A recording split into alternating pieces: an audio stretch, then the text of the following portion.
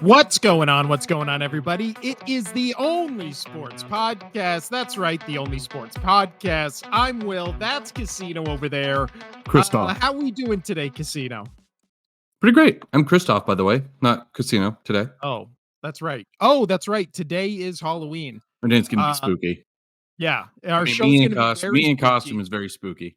Oh, but as you can see, I'm not in costume. I knew you were going to do something. Much faster.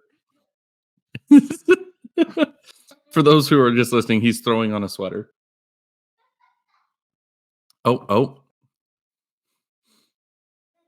I'm a style boy.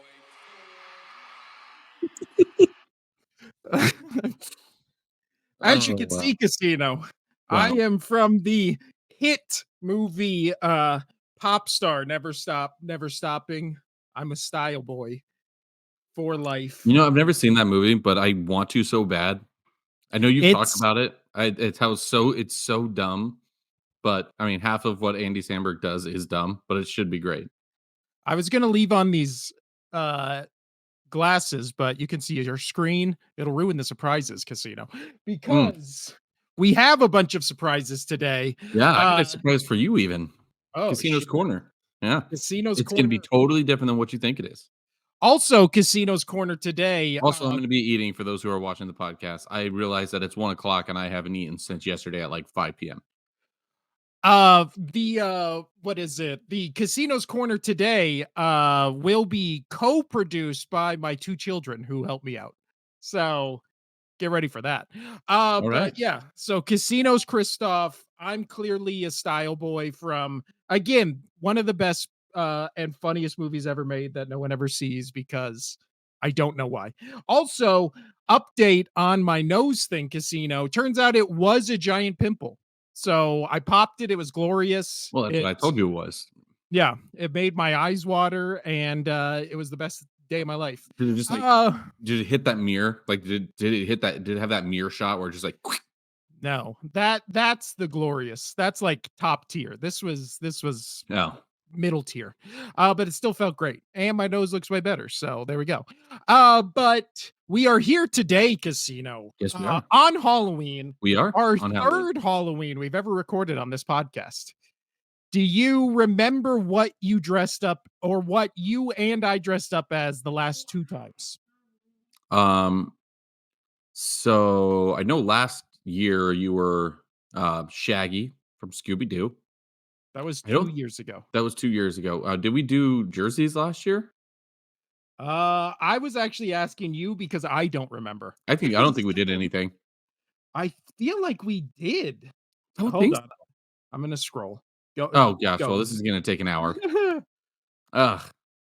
Oh, it'll be exactly 12 months ago. It's so long ago. I don't see us. Yeah, because I don't think we did. I don't think we did. I don't think we dressed up.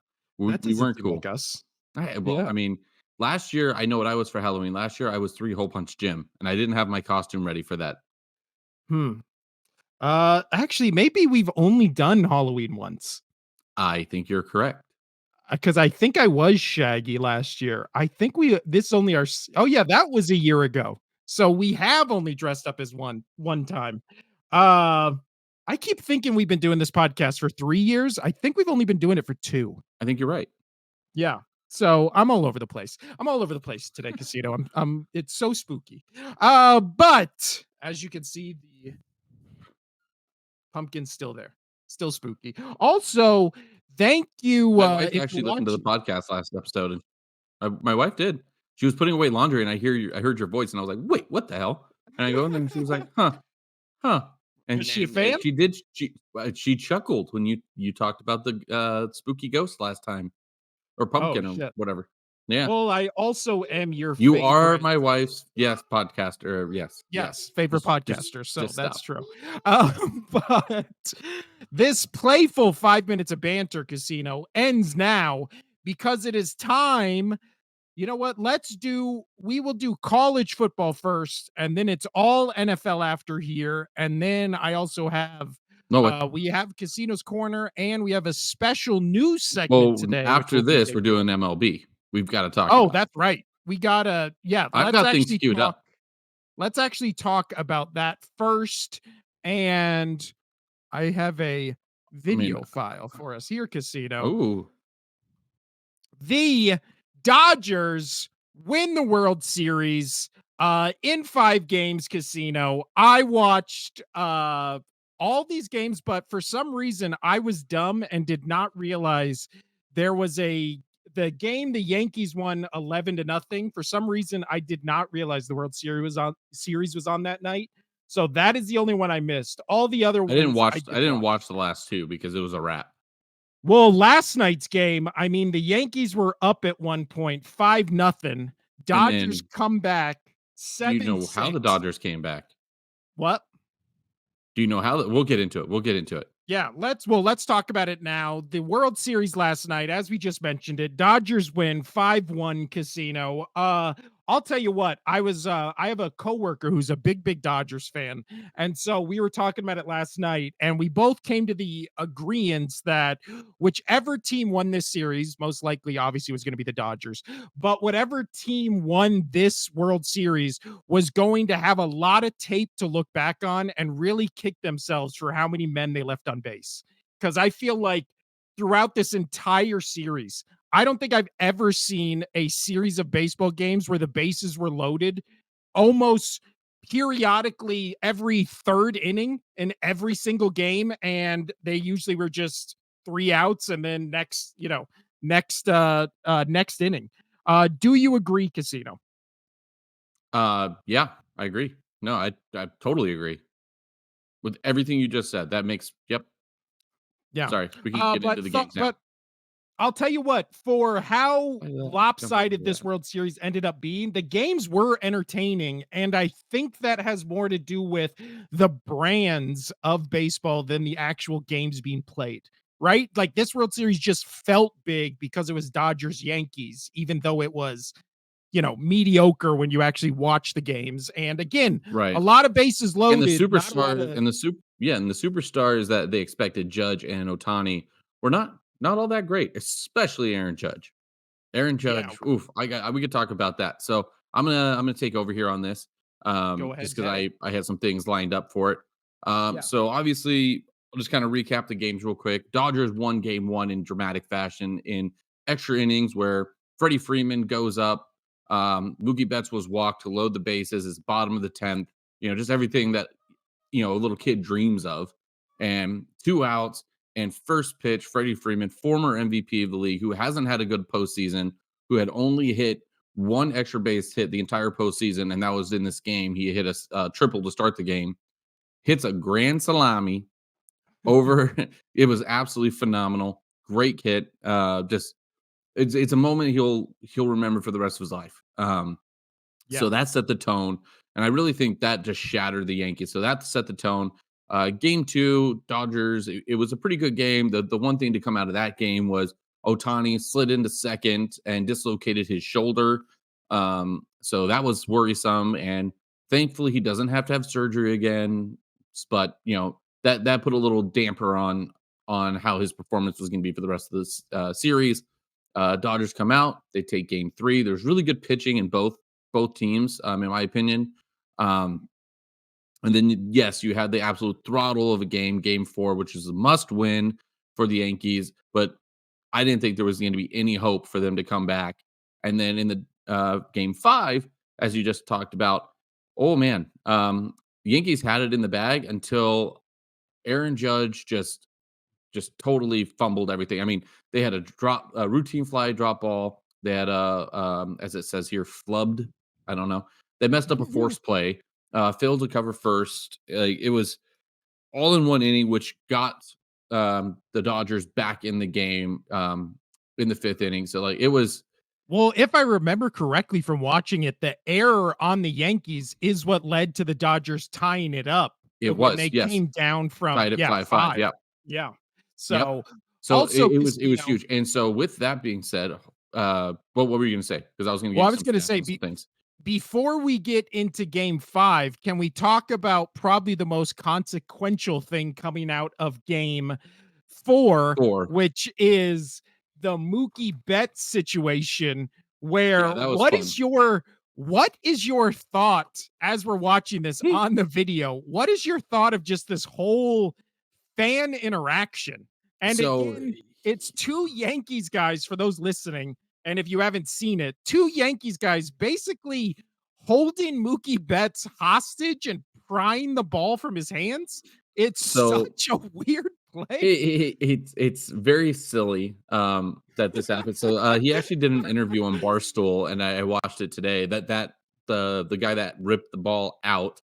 It was, so and his buddy was trying to defend him, where he was saying, it was across the line. It was in our. We didn't reach over. It was into us. But he knew that he got in trouble, and apparently this guy's friends with all the security there, and so he got off. He knew he had to leave the game, but he's not, to my knowledge, and from what he said on his interview, he's not banned, from the field or anything, because Really? it wasn't it wasn't a live ball. I mean, it was a live ball, but Wasn't it in it play. it it didn't mess with the play because obviously it was clearly an out. you know, he got the ball. It was clearly an out. He had possession of it, and the fan ripped it out of his hand. So, like, it took a second for it to happen too. So, like, it was a caught ball. It wasn't like one of those ones where Mookie had a shot and then the fan, stopped him from getting it. It was after the play was dead. That's when he tries to rip the ball out of his glove. So I'm not trying to defend him. I would never do that. Um, I would never do something so stupid. Or like if a ball's coming to me and I'm sitting in that front row, I will try. I'll be ready for where the ball's going to be, but I would not try to mess with the play at all. You see a lot of those fans, like go like this or whatever, trying to, Yeah. not interrupt with the play because there's consequences if you do. I mean, just talk about that Chicago Cubs guy. Remember back Bartman. Bartman. Steve Yeah. Bartman. Steve Yeah. Bartman. I mean, household name. I mean, for you, I forgot his name. Um, but yeah, he was listening. So what happened there, if you recall, he was listening to his the live audio version, but it was delayed. Yes. So yeah, he didn't realize what was happening. Anyway, so I think it was funny that I he also tried to think grab the ball out. The part that I didn't like though was the guy grabbing Mookie's other hand. dude, that's the weird part. Like the That's the other one I guy, didn't you like. clearly Like the see guy what he's trying to do. he had the Yeah. glove in his hands already. Like he caught the ball. He caught Mookie's glove that caught the ball, and then he's just trying to grab the ball. The other guy's Yeah. grabbing Mookie's other arm and like, oh And no. like trying Yeah. to put his hand on the glove, like grabbing Mookie Betts' hand and like trying to pull it onto the glove. That's the guy who should be like banned from Yankee Stadium. I don't think the other guys should because I just think that's also Mookie Betts. I mean, I get you have to throw a temper tantrum right there, but also the guy you're struggling to get your arm away from, he's trying so hard, all four of his chins are like extended out. You're a professional athlete for the Dodgers, and you can't rip your arm away from that guy. Well, he's Like, also hanging. He's also hanging there, dude.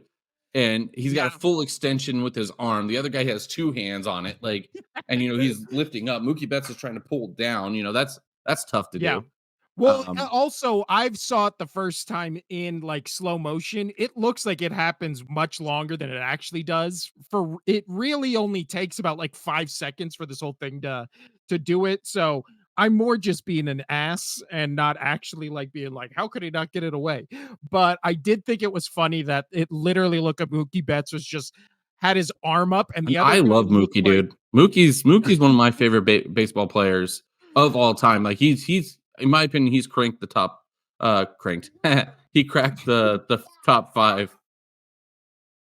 I will say that what is it? That guy, Mookie Betts kind of just again looked like he was just kind of like had his arm up. The other guy looked like he was using every ounce of strength, power, and Yeah. energy he'd ever had in his My daughter entire said my life. food's disgusting. I mean, just just to open his glove. it's just asparagus, green beans, and chicken, but apparently it's Ugh, disgusting. disgusting. I love Um asparagus. Side note, asparagus is so good. I don't mind that it makes Fergus my is pee good. smell really bad. Like, which is fun fact. Apparently, you are the only person to be able to smell it. Really? Yeah. That's Casino's fun fact of the day. Yeah. But anything else to add in this World Series Casino talk before we get into our hot asparagus talk? Just Aaron Judge. I know that he hasn't been the best postseason baseball player, but so I looked it up. He has not done well. All of his postseasons, he's been in 7 now since 2017, right? So this is the slugging, the guy who's supposed to come out and crush the ball, right? Yeah. First postseason, I'm just going to give you his batting averages. I'm not going to go all into it, but .188, and then you got .421, which is pretty good the second season. And then 265, 133, 250, 139, 184. So tapered off heavily. And then he finished this one just above 200, which is just insane. Like, you got the home run guy coming into the postseason. He had how many home runs in the regular season? Like 50, 59 or something like that. He had 3 in this postseason. He had 3 this postseason. Like, and then he has that debacle in the 5th inning. Like, dude, your superstar lost you the series. He did. Yeah. I mean, I know Ohtani didn't do a lot, but he did get injured in game 2.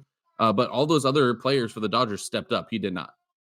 Well, and also, what is it? I mean, with the Dodgers, you get Shohei Ohtani, right? And then he comes through clutch in a game where you needed him to come through in the clutch. He's had a great postseason, had a great regular season. Like, he was everything you advertised, everything that was advertised, everything you wanted him to be, everything he was on the Angels. But now he's, surrounded by other people who aren't just Trout, right? He's surrounded by a winning organization that, again, every headline after today is one of 2 things. It's Dodgers win in a comeback victory. And the second one is, I mean, what usually happens, but this one's actually justified, much like the Celtics and the Chiefs, where it's just like, is this the start of a Dodgers dynasty? How could it not be? How could it not be? They have one of the highest paid rosters in the entire MLB. They have not arguably the best player in Major League Baseball. They have a bunch of other guys like Freeman and Mookie Betts, as we were just talking about. So, yeah, let the dynasty talk start now, Casino, because Ohtani is the best baseball player to ever live, and maybe not right now, but he will be. I agree. And I think when you look at sports as a whole right now, I mean, it looks like, just from the week we've had of the NBA, it looks like the Celtics are potentially going to break the 3-point record for most 3-pointers made by a team in a season. It looks like they're on the path to repeat. Dodgers, there's no reason to think they won't do this same thing again, especially, again, like we just talked about with all the pieces they have. Chiefs are undefeated. We might be, and then the NHL is the only sport where it appears it's wide open, but we might be entering just an era where it's Dodgers, Celtics, and then Chiefs in 3 of the 4 major sports, and it's just that for the foreseeable future. I mean, yeah. The Celtics, if they don't if they don't repeat, it's going to be. Porzingis isn't even playing right now, and they're still killing. He didn't play the end of the season last year, really, and they still won. I told you that had to be the piece. I mean, Holiday played really well. Now that's NBA. We're talking about that. All right, moving on. But Dodgers Yankees, better series than it looked on paper. Yeah, let me say this: I'm not happy the Dodgers won, but I'm happy the Yankees lost, because they haven't won since 2009, and I love every second of it. I have a regular who comes to my bar, and she's all sad. And, as a sports fan, I get it. Like, especially game 1, she came in after game 1, and she was just crushed. And I was just like, oof, to lose like that, like, I get it. And then you have all these Dodger fans behind her, not taunting her because she wasn't in any of her gear, but she's just like sitting there drinking while the Dodger fans are going crazy. That came in after she came in, so they don't know that she's a Dodger or a Yankee fan. And just like, I just, like, as a sports person, I was just like, oof. Yeah, been there. I'll buy you a beer. I'm sorry. Like, yeah. I'm like, yes, I'm happy the Dodgers won, and that was really cool for Freddie Freeman because I like Freddie Freeman, but ouch. Like, also, We didn't really talk much about this World Series because, as you said on last episode, it was kind of over Well, before I we told you even really exactly had what an it was gonna episode. be as the Yeah, season started. When you could go back to our podcast from when the season started, and I said, Dodger Yankee World Series, most likely Dodgers are gonna win. Like, if it doesn't happen, then call me a yeah. sham. But it happened exactly how I said it was gonna happen. And also, I called the NBA season last year too. That's So true. But also with the last note is with the Freddie Freeman grand slam to win game 1 in the 10th inning. I mean, if when you're a kid playing baseball in the backyard, like bases loaded, 10th, 9th, 10th inning of the World Series and you're up with 2 outs, like that's literally when you're playing baseball I've as a played that kid. scenario with my 2 brothers That in the backyard. is like that's the baseball scenario. Like So if he ran to I is really love it because anything he else. ran to he had a tough year, like, his son was fighting a, nervous system Yeah. disease, he's okay. Most all people recover from that just fine. He was injured in late September, with his foot, so he couldn't really run bases, so he pretty much just had to knock it out of the park, and then, so after he did that, first person he ran over towards was his dad, and he was yelling at it, "This one was for you," like, and he talked Yeah. about it. Oh, I'm getting choked up because my dad was my baseball coach and basketball coach, and like all like outside of soccer, my dad helped coach or coached even when in high school. He got he was part time CCSD, and he helped coach my cross country team and my little brother's cross country team. Yeah. Like, so it felt really touching when he was like, "Oh yeah, that was for my dad." It was all the times that he sat in the backyard pitching to me. Oof, big Yeah. moment, big moment. Father son stuff. I mean, it had everything. That moment had everything. And also, that's one of those like series shattering moments where it's like, if you're the Yankees, it's like, how do you come back from that? Right? You don't. Oh, You and don't. I know we're still talking about baseball, but and this has been a long baseball talk. Um, just watched the wife and I over the last 2 days the comeback documentary for the Red Sox from the Oh, yeah, '04. the one that's on Dude, I just Netflix. watched. It is outstanding. The amount of how sometimes the documentaries they get like one or two people from the team or whatever, or like in the media to like talk about it. They had so many people like from they had so many people from the organization, from the media, from like Hmm. it's a very well done documentary. Obviously, it made me really happy being a Red Sox fan. I remember I remember that comeback against the Yankees. But they started like with the 2022 season, and Damn. then they talked about 23, and then the 24 with the series. Like it's a really done documentary. Just if you want, if you even if you don't like baseball or sports or the Red Sox or whatever, just as a documentary standpoint, I thought it was a really well done documentary because they went back, they told a story. Um, it was really good, and they really went in depth with things. So, Netflix documentaries, man, they're knocking them out of the park. Yeah.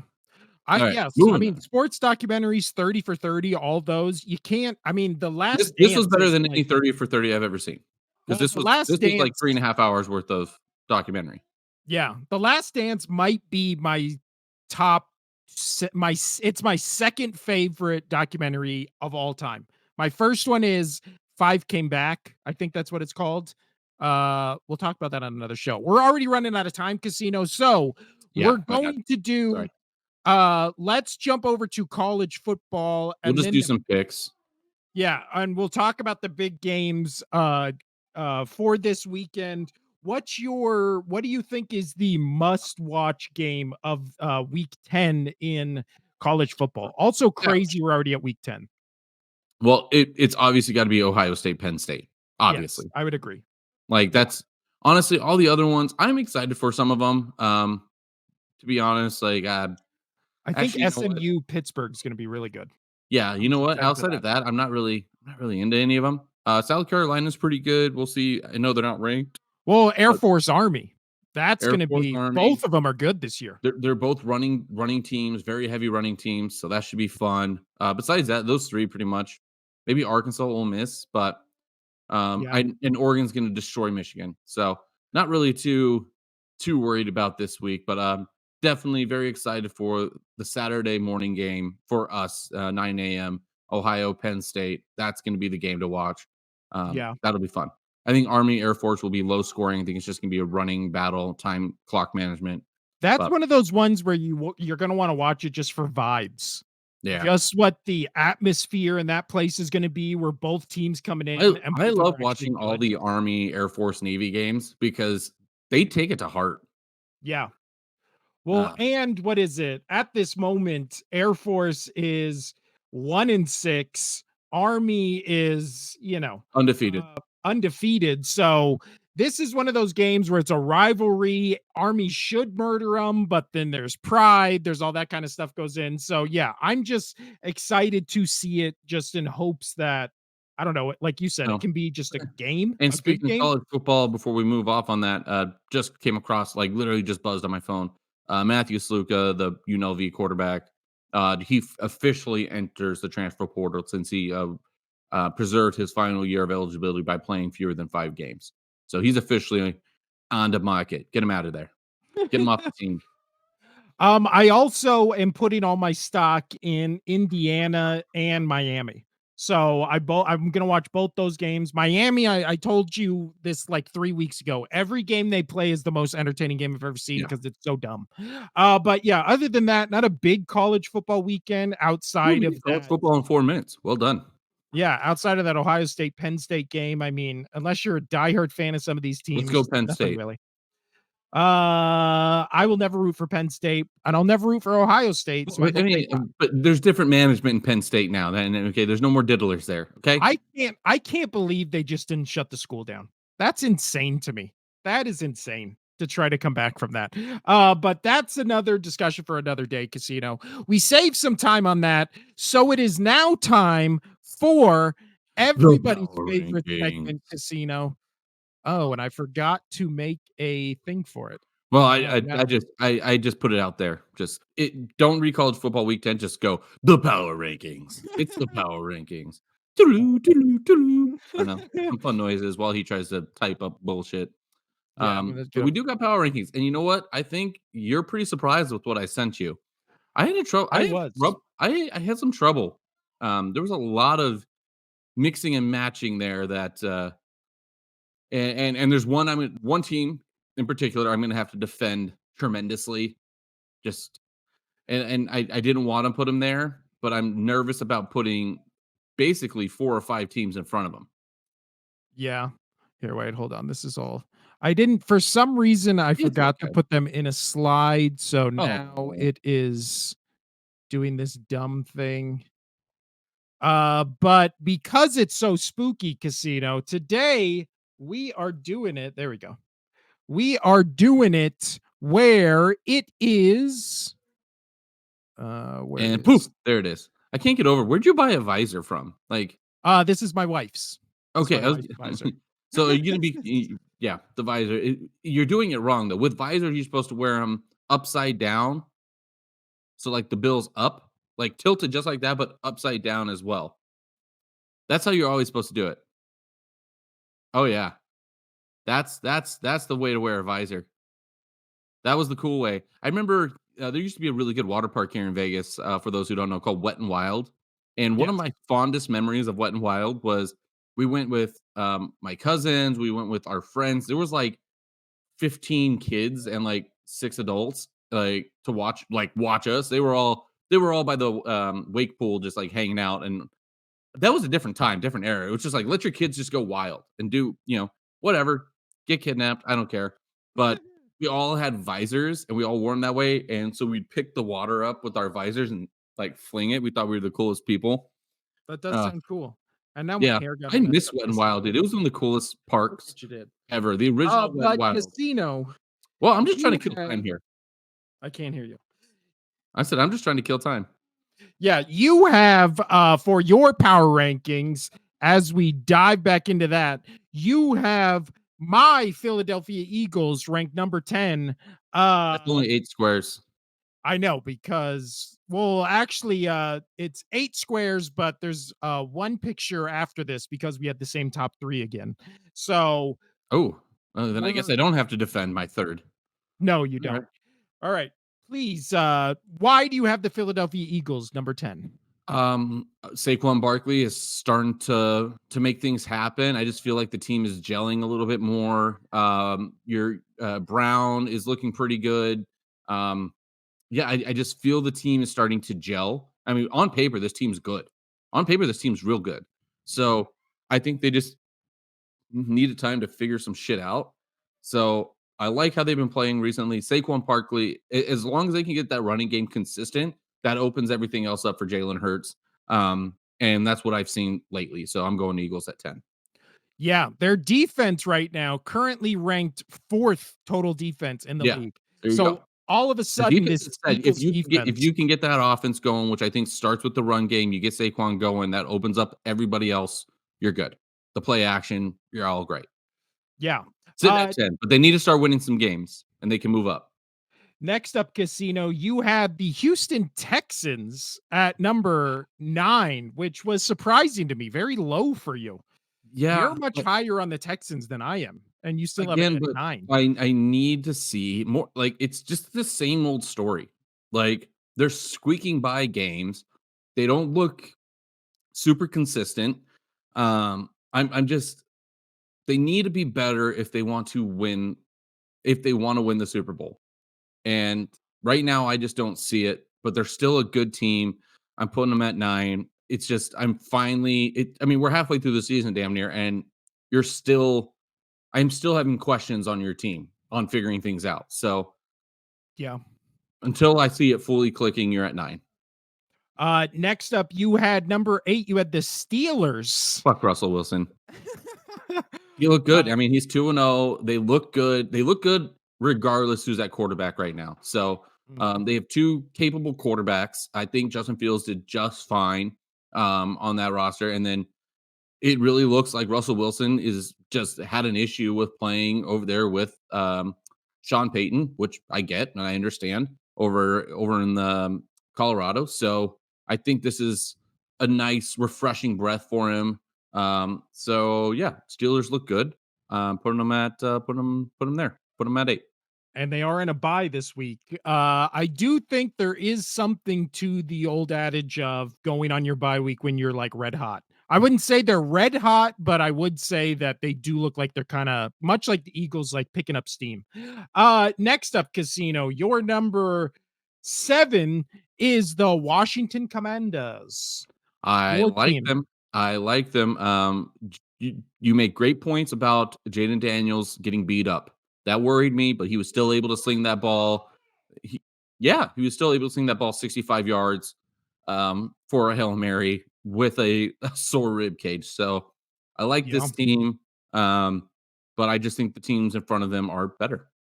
Yeah. And also, I would Simple as be that. Like, just simple as that. They're a playoff team. They've turned heads. I think Jaden Daniels gets rookie of the year. You know, everything I said. They are the Texans from last year where Yep. they're better than everybody expected. You have a good quarterback, winning rookie of the year, better than expected. Except for me. I figured this was gonna happen. And they could maybe win a playoff game, but I think that's where it stops. They're great. They're great. Yeah. They're fun. They're a fun team. Next up, we have the Buffalo Bills at your number, what is that, 5? Yep. At your number 5 spot, Casino. Yep. 6. Your number And 6, yes. I like Buffalo Bills. I like how Josh Allen's really asserted himself this year. I thought he was concussed. He was not. He looked good that following game. I think getting Amari Cooper is a really big pickup for them because that's at least a competent receiver to add to your list. That's it might not be the game changer that everybody might not be a Devontae Adams. That was on the block, but you got somebody. You got somebody that could come in. He has a name. He's got star power. I think that's going to help him out a lot. And just even if he's as a decoy guy. So Yeah. I like the Bills. They're sitting there. Also, the Bills this year, number 11th in rushing, and that's mostly due to Cook, not Allen, which is a huge upgrade. Which is insane because I didn't expect Cook to be this good. Yeah. I didn't expect Cook. Next up, speaking of Cook, The Minnesota Vikings casino are your number 5 team. Uh, they dropped a little from what they previously were. Why? They need to stop the bleeding. I know, we talked about it last episode, the face mask, but that doesn't guarantee them that win, right? Mhm. So uh, they need to start. They need to show me they can stop their bleeding because they were on a big high. They got beat up by the Lions. Very close game, and then they lose the following week. Yes, it was a short week. Um, yes, they were banged up pretty bad. So take that with a grain of salt. Um, they could have easily been my 4, but I just like my 4. I like how they've been playing, how their resilience a little bit better. The Vikings need to stop their bleeding. If they do that and they have a good upcoming 2 weeks, they'll jump right back to where they were. Yeah. I agree with you on that as well. Shockingly big game for them Sunday Night Football. Now it'll be against Flacco instead of Richardson, as we just talked about on last Love it. episode.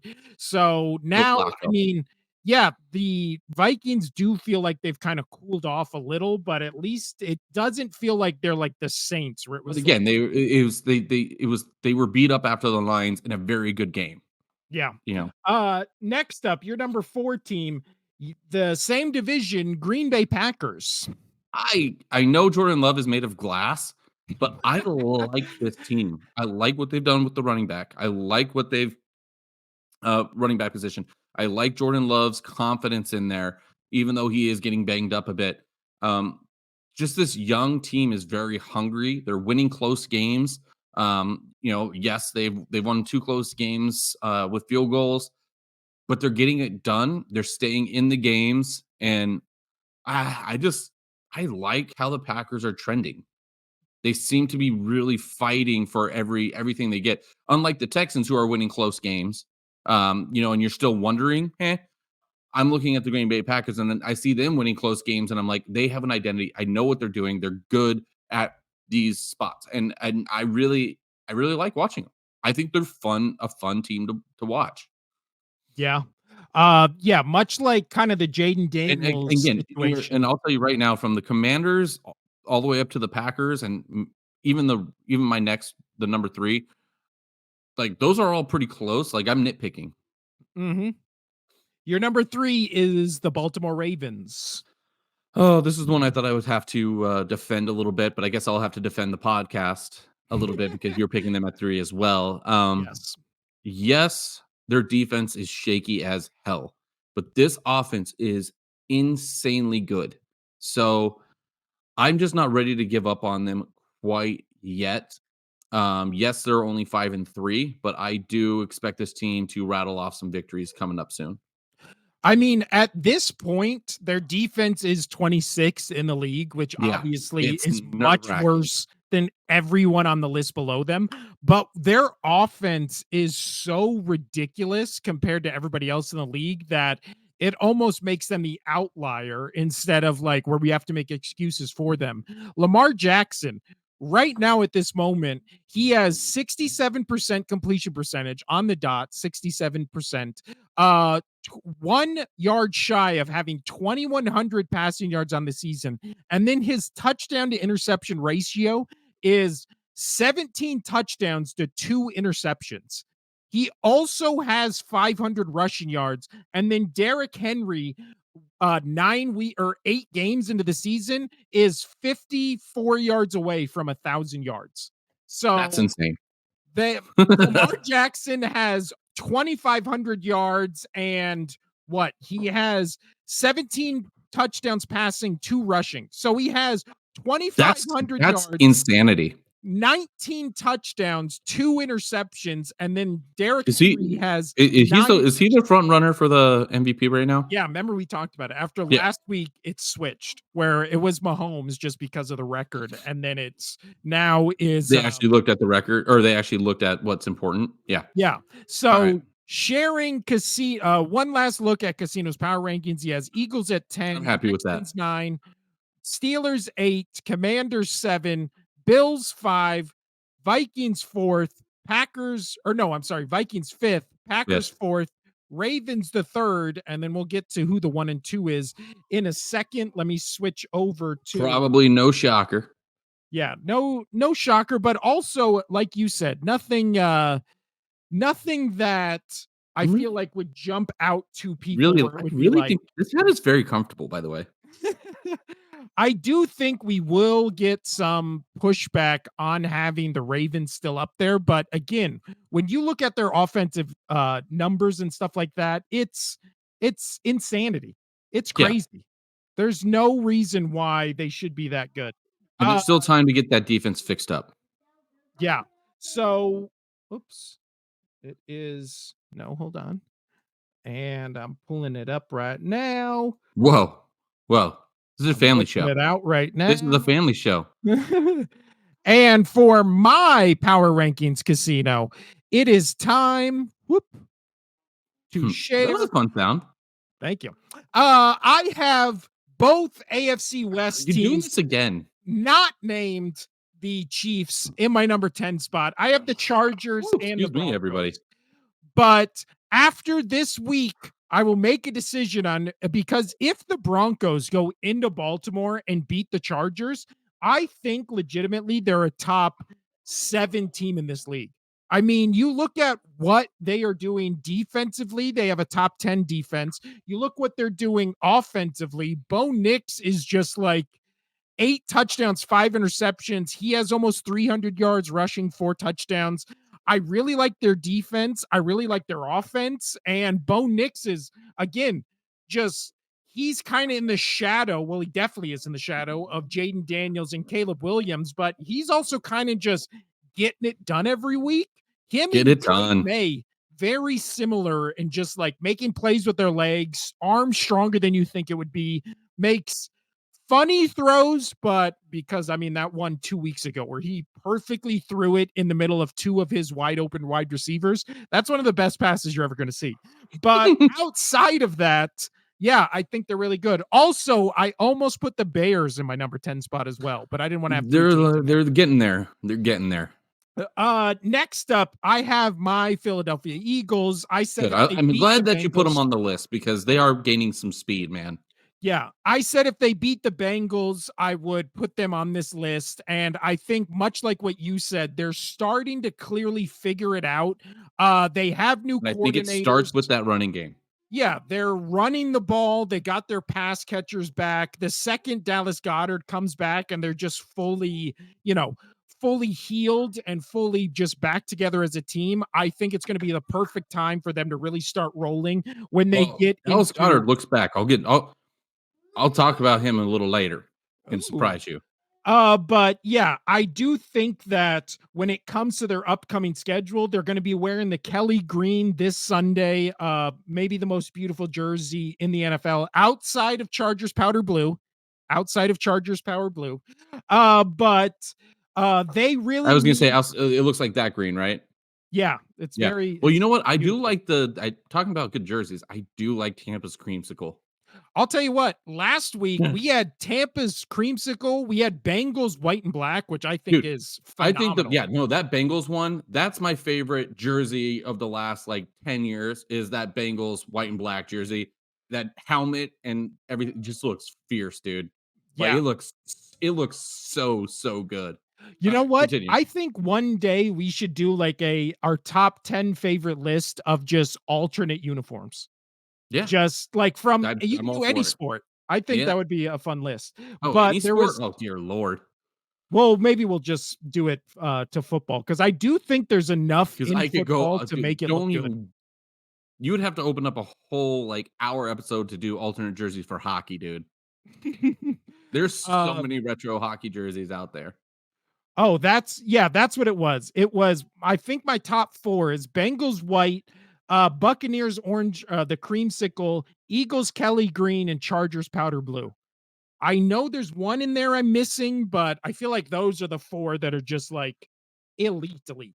But next up, but yeah, as far as Eagles go, they should win the next couple games, and then they get into that stretch where it's Dallas, it's Commanders on a short week, it's Rams, it's Ravens, it's Steelers. Like they're coming up to their stretch where we're really going to find out how good of a team they are. But for them to just pound the cupcakes on their schedule is everything I've always wanted.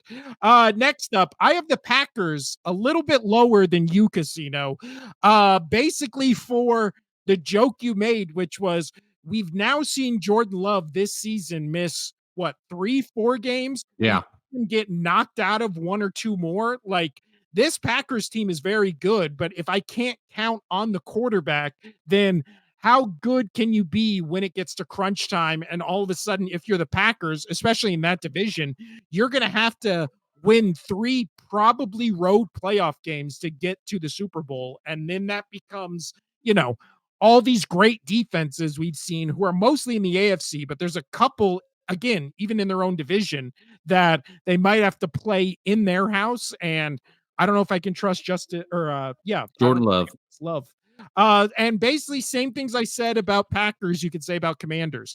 Again, there's like that whole middle group of my top 10. I can just I'm like, yeah. Yeah, I feel like you could switch Commanders and Packers. They feel like weirdly similar teams. I like both their running games. I like both their quarterbacks.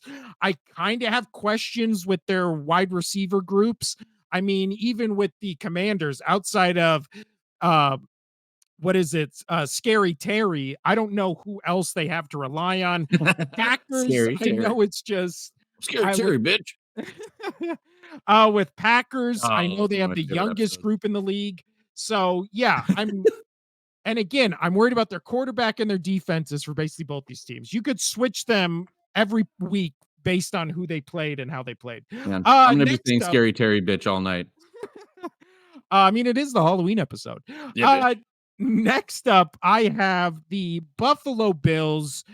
Same spot Casino had it. I think that we've had it for the same spot pretty much every power ranking we've done. Bills are like smack dab in the middle, and that's kind of where they feel like it's like they could possibly beat every team in front of them. They could possibly lose to every team behind them. Sorry. And it just feels like, yeah, they're good. I don't know if they're great. And every time they get to prove if they're good or great, they lose to the team with the winning record. So until I see the Bills beat a contender, they're going to stick right in the middle. But next up, I have the Houston Texans higher than you just because I do think the Diggs and the Nico Collins being out will affect this team. Oh, But definitely. I do still, again, when you Yeah, watch them I play, forgot to note that. That was another reason why I had him lower. yeah, something's up with them. Their stats go a little bit down each week. Now they're basically the 7th ranked total team in offense and defense, basically across the board, except a little. And you just lost your security blanket with Diggs. Yeah, and their rushing is falling off a little, even though they just got Mixon back, so that'll probably pop back up because I do really like Mixon on this Texans team. But CJ Stroud still killing it, 66%, almost 2,000 yards, 11 touchdowns, 4 interceptions. So again, with a top 10 defense, you have a top 10 quarterback in the league in CJ Stroud. I just trust you. And that's why I put you above the Bills, because the Bills defense I don't trust at the moment. Next up, that's where I have the Minnesota Vikings. And also, I don't think you can justify putting the Texans above the Vikings because we saw these two teams play and the Vikings absolutely wiped the floor with them.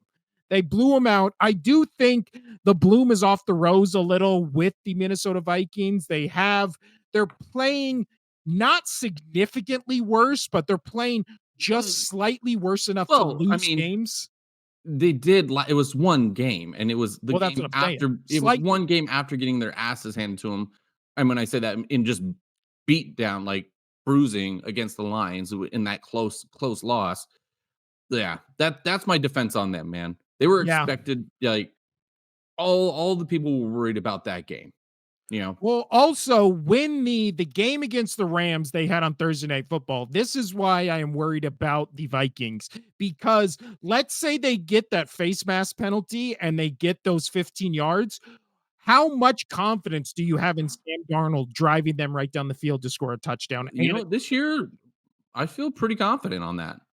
See, that's where I'm like, I mean, that's why I just wanted to see. They still have Justin Jefferson. Well, yeah, but that's what I'm saying. That's why I wanted to see if he could do it. I feel like that would have been a good litmus test for That's just being fair. like, Okay. this team's elite, this team's good. My number 3, we talked about it, Baltimore Ravens. I mean, basically, this just comes down to a monumental offense that is just kind Weekend of, what is it?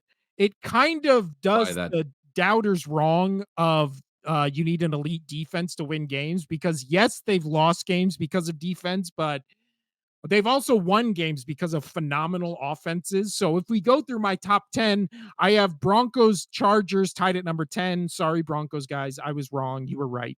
Uh, Eagles, my Eagles at 9, Packers at 8, Commanders at 7, Bills at 6, Texans at 5, the Minnesota Vikings at 4, the Baltimore Ravens at 3, and then Casino, we have our show rankings where we are basically lock and step with the teams, except for only difference is really just the placing of where we would put specific teams.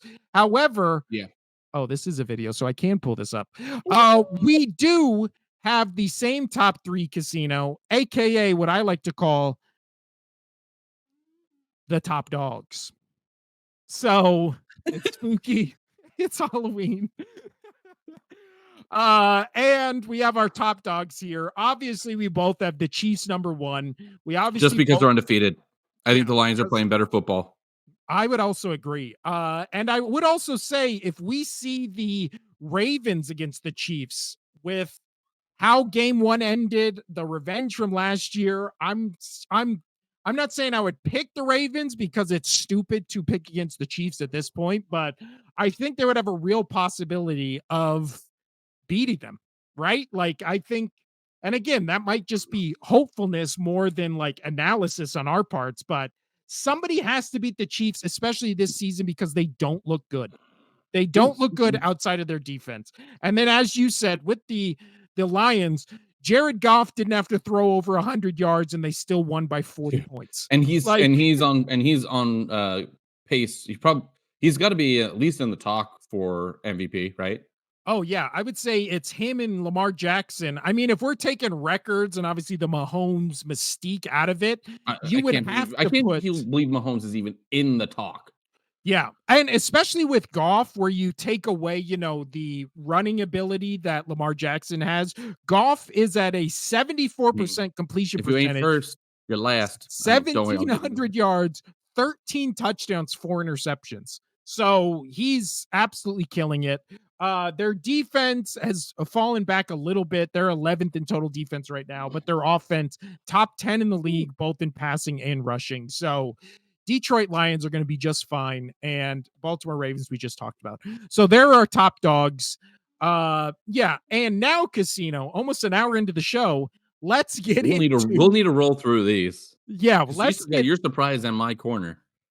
yeah, I don't even know if we'll get to do our surprise today because it's going to take so long. But Well, then it is, let's just make picks. Like we don't even need to go into it. well, now it is time for the NFL Picks Casino Zombie Edition, where we are making our picks, and as we always do, we do it with the or marquee, Marquee mid, and miserable. miserable. I didn't run these by you, Of the but week. I didn't run these by you, but I think this week it was pretty easy to pick out the very few marquee Well, I matchups. mean, Casino. we've been right on par with each other outside of like a game, and then you switch it because I make a convincing argument for it. So Yeah. we've been on par. So I trust you. I only have 4 marquee games this week. I have a bunch of mid games and only a handful of miserable games. So this is actually a pretty good week. Some interesting matchups.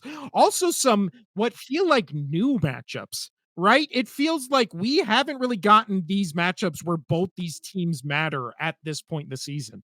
Like this feels like a very fresh week. And nothing feels more fresh than a Broncos Ravens matchups where I'm both excited. have the same record. Both of them have uh kind of, one has elite offense, one has elite defense. And yeah, it's nice to see the Broncos actually being like a viable contender in the league, and then playing it, and then the Baltimore Ravens obviously won 5 in a row, or no, they were down 0-2, right? No, they won 5 in a row. Yeah. Yeah. So now we have the 5-3 Denver Broncos at the 5-3 Baltimore Ravens. Who you got, Casino? Oh man, I'm going to go Ravens because I feel like if they want any shot to still be top tier and stay in that 3 spot, they have to win. I think at home is going to help a lot, but it's going to be tough. I'll be honest. That defense is going to be tough on them because I think Bo Nix is going to be able to score some points on this Raven defense. So I think it comes down to you have to have your elite offense really go off. Yeah. And when it comes to the Broncos, right now they're third in total defense, fourth against the passing, and seventh against the run. So you can't really pass on them, can't really run on them. But then again, they always I say mean, and why. it's insane. Baltimore's -9. I would take that. I would Oh, I I think I would would take too. I would take the Broncos +9. Yeah. I don't think this is anywhere close to blowout of the week or anything like that. This feels like a close physical game that where yards are going to be hard to come by. Broncos, again, they're playing with Bo Nix, who is a rookie quarterback who I just, blew up for being so good this season, but they're also going against a Baltimore team that, much like the Patriots, where it felt like no matter how good or bad the Patriots were, when it was a rookie quarterback coming into New England, you knew it was like they're going to have something for them. A rookie quarterback's not going to go into Baltimore and just start lighting them up. So I feel like I'm also picking the Ravens, but again, 9.5 is way too much for this game. This feels like a 3.5, like I all say day. 4. Yeah. Next up, Casino. Again, fresh matchups where both teams seem to matter. The Bears at the Cardinals. And we I'm have very excited for this game. the first place NFC West Arizona Cardinals. Who thought we'd be saying that in week 9? Against the also Bears, who are last in their division, but 2 games away from being in first place. 4-3 Chicago Bears at 4-4 Arizona Cardinals. Who you got in this one, Casino? Oh man. So this is damn near a pick 'em. It's -1 for Arizona right now. And so you got to take that at, being you got to take that for being just, home game. But with that being said, the Bears, they're 4-3. Their 4 games won are all away. So I'm going to pick the Bears on this one. And because Cardinals are only 2-2 at home, I'm going to pick the Bears on the road. They're undefeated on the road this season. Um, I'm gonna take. I think they really want this W after what happened last week. So I Yeah. think the Bears are going to get it done against the Cardinals. It's gonna be fun. It's gonna be. I'm excited for this game, but Yeah. I just like what the Bears can do on the road. They've been a really really tough road team this year, and the Cardinals are just mediocre. They're 2-2 away and home. So I'm gonna take the Bears on the road. They're gonna go 5-0 on the road. I agree with everything you said, but But you I can pick the just Cardinals. can't quit these damn Cardinals, Dude, it's Casino. fine. No, that's fine. Like if it I wasn't know. for their Bears record on the road, I would have picked the Cardinals. I like the Cardinals. I think they're doing really well. I'm not a big Kyler Murray fan, but I loved Kyler Murray when he first came into the league before all of his bullshit, and then now I just can't stand him.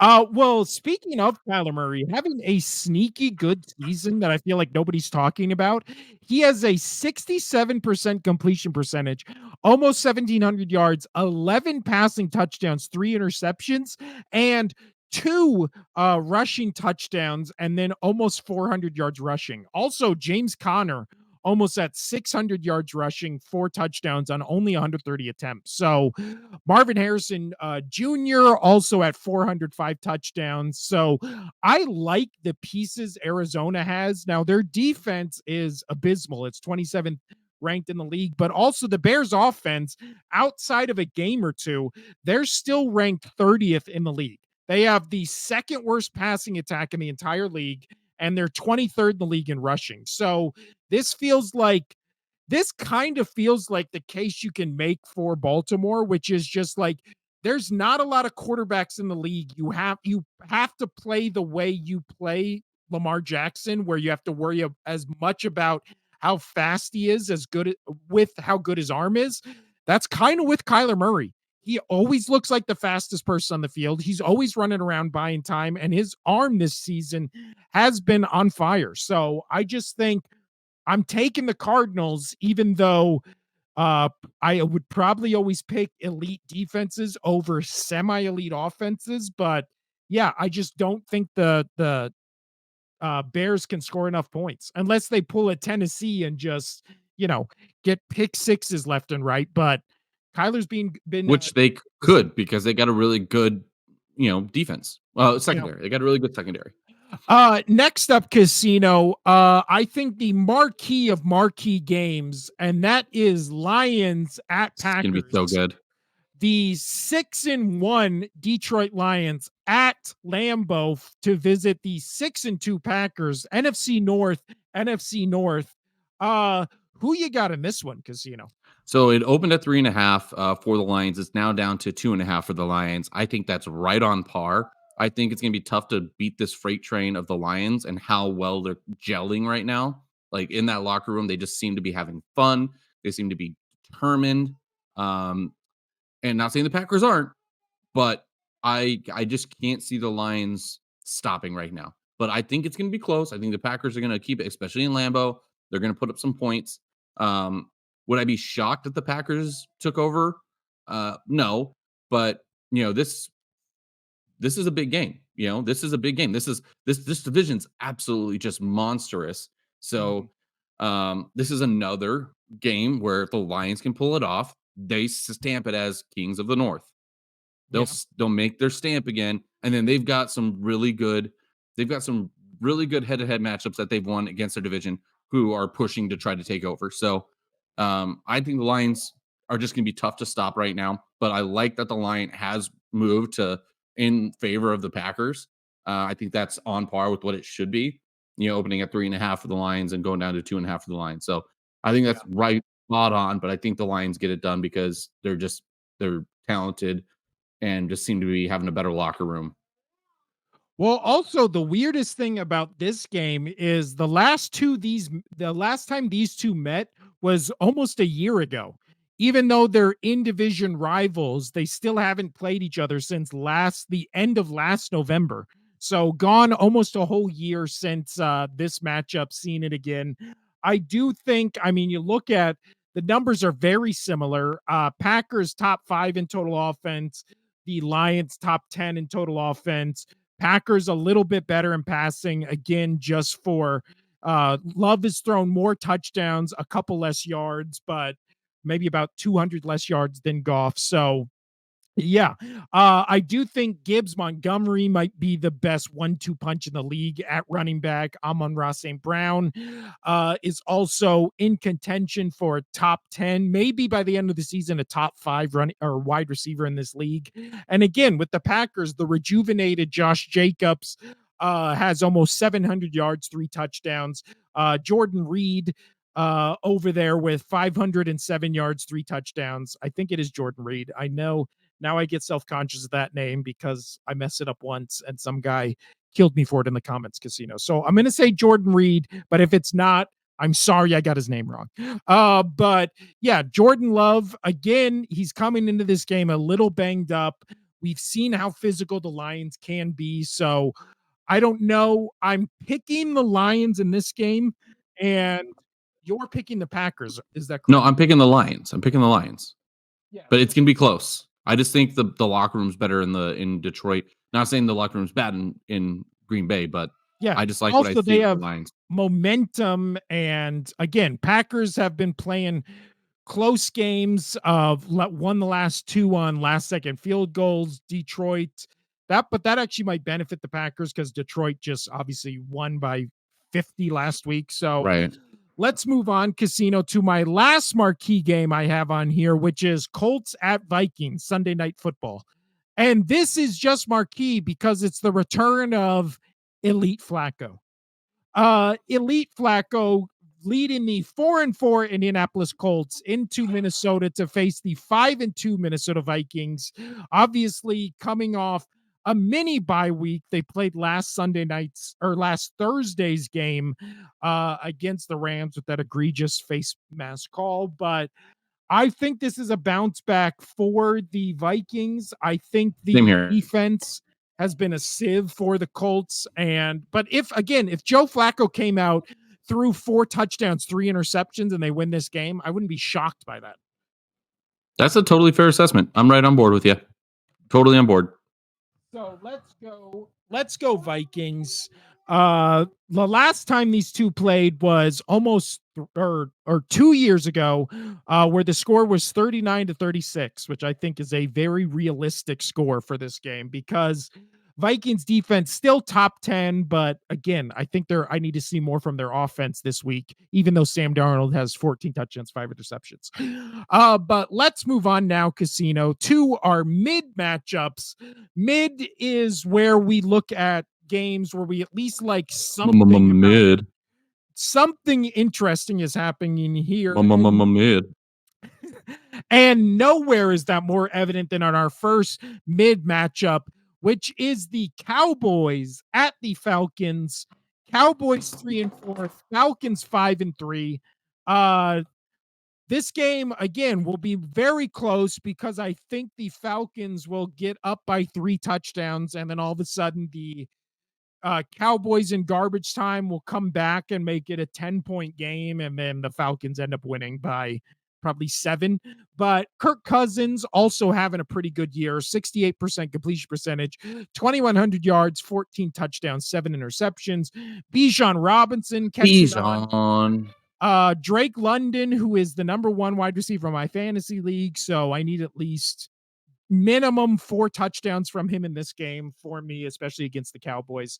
But yeah, I do think that the Cowboys, obviously their defense isn't what it should be or has been for the past couple of years, mostly because they lost Dan Quinn and they're dealing with a bunch of injuries. But Falcons defense has just fallen off from last year once they switched defensive coordinators. However, their offense has skyrocketed with the upgrade from Cousins over Desmond Ridder.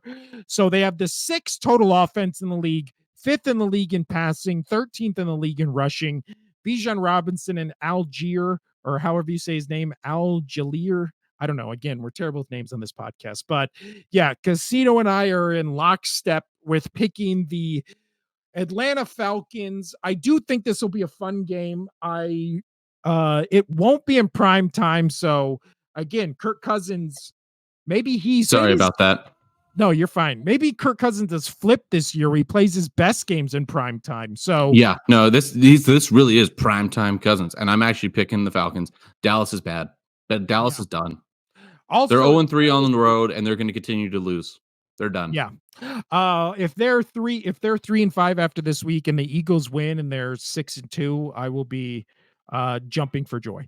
But let's go on to the Dolphins at the Bills. Now, I only put this as a mid game because the Dolphins record is 2-5, but that was without Tua.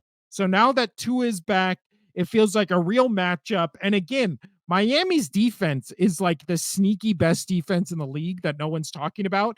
They're the 3rd overall ranked defense right now. Is this going to be your upset of the week? 6 overall in total defense. No. But I am still picking the Bills, but I do think this game will be close, even though Josh Allen has kind of owned the Dolphins. Tyreek Hill is going to have trouble going up and playing in Buffalo. Buffalo wins. Oh, yeah, it's going to be cold. I'll also take Buffalo, but I do feel like this game will be much closer than with what I saw in Kansas City. Tyreek Hill, he can't play. He's too much of a sun guy now. Well, I mean, Miami is nice, so I've heard. But let's move on to our next mid matchup. It's so humid. Yeah. Well, and the tornadoes, Casino, and the cocaine, which I know you love. I mean, that's a plus. Let's go on to the Chargers at the Browns. Again, the quarterback change, much like with the Dolphins, is what makes this a mid matchup because Jameis Winston was fun to watch last week. That Browns team looks completely different now that he's at the helm. The Chargers feel like they're kind of just looking for a win that will be impressive and kind of get everybody on their bandwagon. So they are currently 4-3, traveling to Cleveland to play the 2-6 Browns. Who you got, Casino? I've got the Browns at home. Oh, is this your upset? Yeah, technically. What is the line on this? So it opened at -2.5. It's now -1.5. I'm surprised it's that close. But again, maybe it is just the Jameis Winston effect, where now all of a sudden he's in, and yeah, this looks like a completely different team. But I do think that Justin Herbert. Actually, this is not my upset of the week. Because I thought it was close. I got a different upset of the week. Okay. So we are, however, differing on this game. I do think this is a statement game and maybe a statement win for the Chargers. So I'm picking the Chargers. I do think this feels like a 17-10 game or 24-17. I think it'll be close. I think the Chargers defense will keep Winston in check. Maybe we see a couple interceptions. You never know, because that's when Winston is at his funnest to watch. But yeah, I'm picking the Chargers. Casino's picking the Browns. Next up, we have two more mid matchups, and this one is the Rams at the Seahawks. The Rams 3-4, the Seahawks at the 4-4. Both, however, right in the thick of things, either a game behind, a half a game behind of being first in the NFC West. Rams got all their weapons back. Seahawks, I don't know what's going on with the Seahawks, honestly. It feels like Geno Smith is just trying to hold this team together with whatever will he has. He has the most passing yards in the league at 2,200, but only 8 touchdowns, 7 interceptions. Who you got in this one, Casino? I'm going with Puka Nacua. I'm going with the Rams. Yeah, I thought this would and be it's Seahawks are favored again by 1.5. Opened at 1. So maybe just because this is a home game for them, but yeah. Well, that's why I think it's moved up to 1.5. Yeah. Yeah, from what I've seen from the Rams with all their guys back, it really does feel like now this is where they make a run, especially in a very winnable NFC West. I feel like this is where they kind of finally assert themselves as the We shall team see. to beat in that division. Next up, this is, it has to be the mid matchup because it is the Bake Show traveling to Kansas City on Monday Night Football, Casino. Prime time, the 4-4 Tampa Bay Buccaneers at the 7-0 Kansas City Chiefs. I'm going Chiefs. I'm going Chiefs, but I am rooting so hard for Baker to come up here and upset him. So paint me that picture, Casino. How do the Bucks get the upset in Kansas City? What do they have to do? They have to offer more money than the Chiefs do to the refs. As simple as that. Baker Mayfield, dear God, 72% or 71% completion percentage, 2,200 yards, 21 touchdowns, 9 interceptions. When you talk about a guy slinging it, to be already past 20 touchdowns in week 9 of the NFL, dear Lord. And again, that's with Godwin being out. I think Mike Evans is playing in this game, so at least they will have Mike Evans, or maybe he's not. I don't know. But yeah, basically what the Buccaneers need to do with this is just move the ball. The Kansas City Chiefs right now are the 5th best defense in the league in total offense, or in total defense, I should say, but they are 17th against the pass. So I think that's the recipe to beat this Chiefs team, which is just, you have to win in a shootout. And again, previous years, that would probably be impossible. Because again, you're playing against Patrick Mahomes and all their weapons and Andy Reid and all that kind of stuff. The offense looks bad this year. The offense has looked bad for an extended period of time. You can't run against this team. They're number 2 against the run. Patrick Mahomes has thrown an interception in 8 straight games. So that's how you win this game. You win the turnover battle. You beat them through the air. You don't try to run the ball, and you just win in a shootout, again, against an offense that is very that seems on paper and when you watch the games like you could beat Michaela, inside voice. right? So Thank you. Patrick Mahomes this year, 68% completion percentage, 1,650 yards, 8 touchdowns, 9 interceptions. So the better quarterback just for this season is Baker Mayfield. He has a higher completion percentage, more yards, and about, 21 touchdowns compared to 8 touchdowns. And then they have the same amount of interceptions. So the better quarterback going into this game is Baker Mayfield. But we've had better teams going in and still not getting, with better quarterback play and still not getting it done. So, well, that's why it's on the Bake Show. That's what I'm saying. Now I'm picking the Chiefs, but much like yourself, I will be rooting with all my soul for the Buccaneers. Also, I think that would be a great moment for Baker Mayfield to beat the Chiefs on Monday Night Football. But now we move on to our miserable matchups, Casino. Just say we pick them because I want to get to the other stuff. I want to get to the surprise. I want to get to my corner. That's true. So let's just pick them. Texans, Jets. Texans. Yeah, I think Thursday Night Football. Except when you look at the point spread for this game, it's weird. Weird number. The Jets are getting way too much leeway and credit going into this game. Yeah. Saints, Panthers. Saints. I agree. Next up, we're going so fast, I can't even write it. Raiders, Bengals. Raiders. Oh, now I think that's where I'm picking the upset. I think they did really good last week, and I think they're going to upset Cincinnati, who's -7. Okay, upset pick of the week. Nice job, Casino. Next up, Commanders, Giants. Commanders. Yeah, I think this baby's going to roll.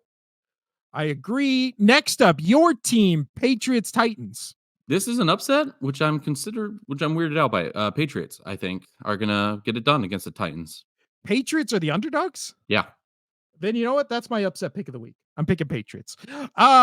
Next up, Casino, our last miserable. We go from your team to my team. Jaguars at Eagles. Go on, Eagles. Fly, Eagles, fly. And EAGLS. You already know who I'm picking. I'm picking the Eagles. No reverse jinx this season. We're done with that. Yeah. The Eagles are flying high after the last couple weeks. They need to go in there and smack them. But also Kelly Green. So that has been our miserable, and marquee matchups for NFL Week 9. Casino's Corner. You're about to enter a padded room in a rundown building on an abandoned street in a world slightly askew from our own. The inmates who run this asylum can be heard on a never-ending loop, reciting the twisted words of a shattered mind. One such inmate in the center of this asylum hopes by talking his psychosis into the ether, his statements somehow become fact. His incessant ramblings about balls not being deflated or an owner's happy endings never happening at all drive even the sanest man to be his future neighbor in the cell next door. He finds solace in the peace that only incarceration can bring, alone, away from the nagging voices of the outside world. As we leave this place, we lock the door and throw away the key to Casino's Corner. That was really good. That was creepy. Do you write these? I do. Write them from scratch. It is time for Casino's Corner, everyone's favorite segment in all of the Only Sports podcast and podcast just society in general. So please welcome to Casino's Corner. All right, Casino's Corner. So I told you this week is going to be a little spooky. You want to know why? Absolutely. Okay, because we're not really talking much sports. We're talking some fun things about the spooky season. As my daughter yells at me, that's how we know we're getting close to the end of the show.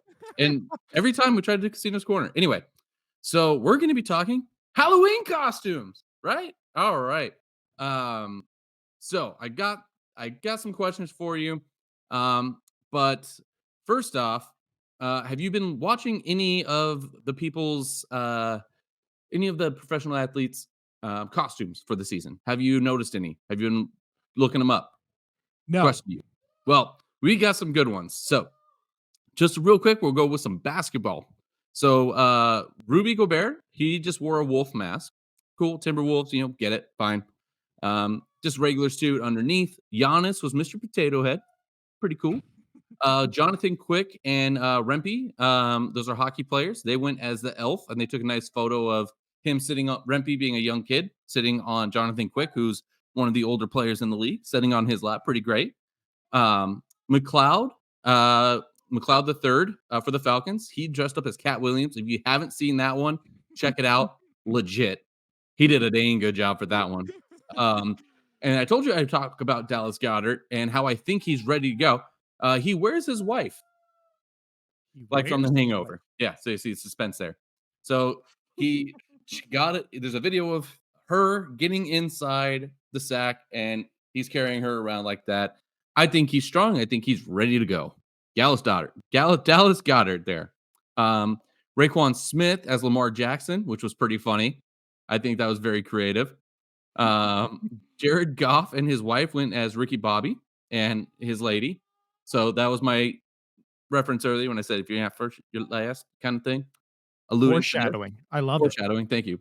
Myles Garrett went as the Terminator, which that mask, that took some time. It looks really good. Like that's not something you just bought on eBay. So that one's pretty great. One of my favorites, because it has to do with the Patriots, was Keon White. He went as Julius from Everybody Hates Chris. Really great. So he went as Terry Crews, and I thought it was phenomenal. And then you talked about the relationships between Gibbs and Amase Brown. Well, they went as the Spider-Man. So that's pretty great. They're both Spider-Man. Pointed at each other. They did. And so I think that's fun. I like always seeing the costumes. And the one that I thought was really, really funny, which is not an athlete, but he was imitating an athlete, was Macaulay Culkin. He did Joe Burrow. That one I did see. Yeah. That was really good. So my question to you, man, and I'll tell you mine, but I want yours first. Are you a spooky, a scary, or sexy, or gimmicky kind of costume guy? As you can see from the costume I chose, all three. But no, I think with Halloween, it is always just funny, right? I think funny like trumps funny. all. Yeah. So I like the gimmicky, funny stuff. So I can appreciate the scary and the sexy. I don't really get the sexy. Obviously, whatever. When I was single, that was always fun. But spooky and scary, that's Halloween. If you can pull something off really good, go for it. But I've always liked the gimmicky. I think it's fun, especially when it's throwback stuff. So with that, I want to know, what was your favorite costume that you've ever done? Favorite costume I've ever done. I honestly think it would have been the Shaggy that you Nice. saw on this Pretty podcast all a right. year I mean, you ago. look pretty good. I looked like Shaggy, and then my wife dressed as Daphne. My son was Scooby Doo. So I like, we're doing a especially theme one now. like this year. This is the first time we've done a family theme, which I'm excited for. Yeah. So my favorite one I have ever done, and I don't think I've ever seen anybody else do it except for that year. One of my buddies, we didn't communicate about it. He was the same thing. I was Quail Man from the old show Doug, and it was phenomenal. I do like Quail Man. So That's I a was good Quail Man. That was one of my favorites. So I mean, not one of my. That was my favorite costume that I have ever done. Yeah. So that was. I just wanted your take on that. If you haven't watched or seen any of those, if there was any other costumes from your favorite athletes or celebrities being athletes, let us know in the comments. Write it down. Let us know so we can check it out. But you should check out all those ones, especially the Macaulay Culkin and McLeod, because wow, like the Cat Williams one's really good. The one I did see, which was creepy. Did you see the Myles Garrett one where he dressed up as the Terminator? Well, that's what I said. Oh, I said you did say that one. I said Myles That Garrett was is Terminator. weird, man. Well, because dude, that wasn't like that's what I was saying. That mask was not bought on eBay. No, that was like, professionally done. Yeah, that was weird. It was really, really good. So yeah, check out those ones. But those were some of my favorite, as well as the Keon White as Julius from Everybody Hates Chris. I can't stand that show because the mom just bothers me so much. Like I get angry watching that show. For some reason, that's my 12-year-old's favorite show. He's watched every episode. He loves Everybody Hates Chris. I don't mind the show. It's literally the mom and how she acts in that show. I just want to punch her in the face. So bad. But yeah, so that was my Casino's Corner. Was more of a spooky version of as my son's crying in the background. He's ready to go. Yeah. It's time. We've gone long. We went long in this episode, but it was worth it. We might do just a special little thing tomorrow that'll be up on the YouTube and all of our social media platforms. We're killing it on TikTok. Who would have thought that two mid-30-year-old dudes would be killing it on TikTok? But our TikTok numbers through the roof, Casino. So yeah, go follow us on TikTok. Go follow us on Twitter, Facebook. All our clips get posted there. Also, some original stuff that's platform specific is going to be popping up there as well. So we're killing it on all the social media. This has been the Only Sports Podcast, the spookiest edition yet. We'll be back tomorrow with just a little special segment. But yeah, happy Halloween. I'm Will. That's Casino over there. Adios.